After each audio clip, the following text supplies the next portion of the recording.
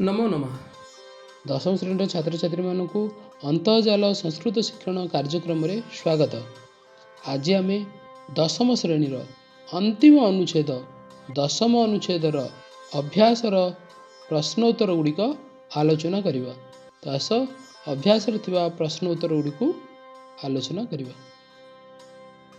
संक्षिप्तम उत्तरम लिखत। संक्षिप्त रे उत्तर लिख। क नंबर प्रश्न, अस्माकं राष्ट्रीय ध्वजे के रंगाः कुत्र विन्यस्ताः? अस्माकं राष्ट्रीय ध्वजे ऊर्ध्वदेशे कुङ्कुमरङ्गः, मध्ये धवलरङ्गः, अधोदेशे हरितरङ्गः च विन्यस्ताः। अर्थात आमर राष्ट्रीय ध्वजरे तीनोटी रंग रही। उपरी भागरे केसरी रंग, मध्य भागरे श्वेत रंग एवं निम्न भागरे सबुज रंग रही अछि।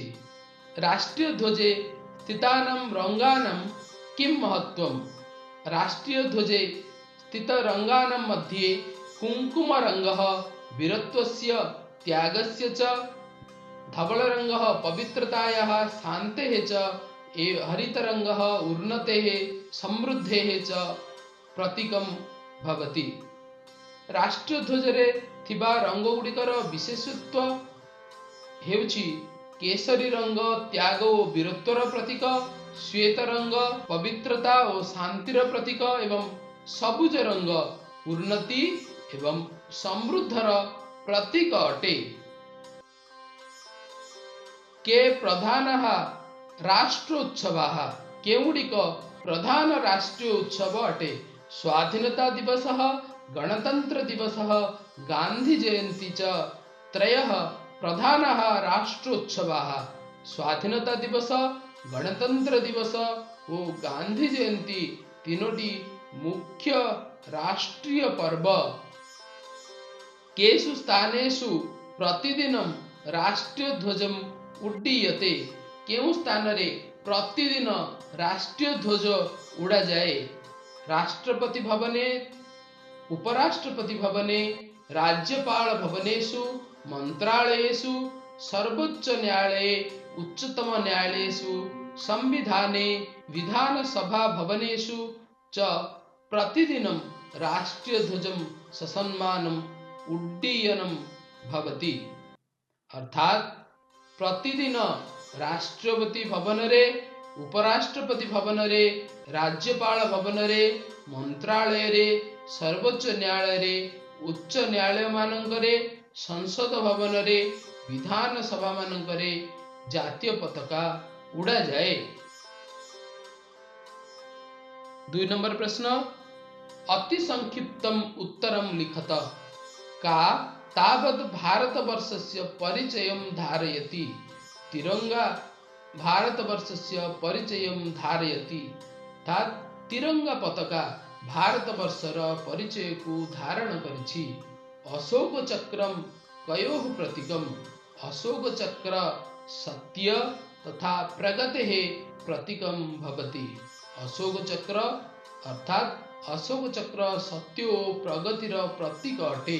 ध्वजस्य उपरि रंगे कः रंगः वर्तते?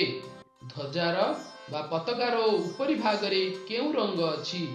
ध्वजस्य उपरि भागे कुङ्कुम रंगः वर्तते। अर्थात ध्वजार उपरि भागरे, पताकार उपरि भागरे केसरी रंग रहिछि। पवित्रतायाः शान्तेः च किं प्रतीकम्? अस्माकं राष्ट्रीय ध्वजे मध्य भागे स्थित धवल रंगः पवित्रतायाः शान्तेः च प्रतीकं भवति। अर्थात आमर राष्ट्रीय ध्वजर मध्य भागरे थिबा धला रंग पवित्रता और शांतिर प्रतीक अटे। राष्ट्रीय ध्वज कस्य प्रतीकम्? राष्ट्रीय ध्वज कहार प्रतीक अटे? राष्ट्रीय ध्वज देशस्य सार्वभौमतायाः प्रतीकम्। राष्ट्रीय ध्वज देशर सार्वभौमतार प्रतीक अटे।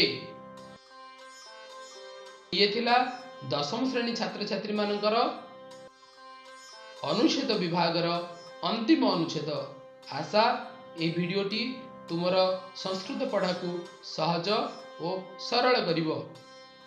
जदि एही अनुच्छेदर कौनसी शब्दर अर्थ जानिबाकु चाह अथवा कौनसी अंश अबुझा रहुछि किंबा अन्य कौनसी प्रश्नर उत्तर तुमे जानिबाकु चाहछ तेबे कमेंट माध्यम रे निश्चित भाव में आमको जणा।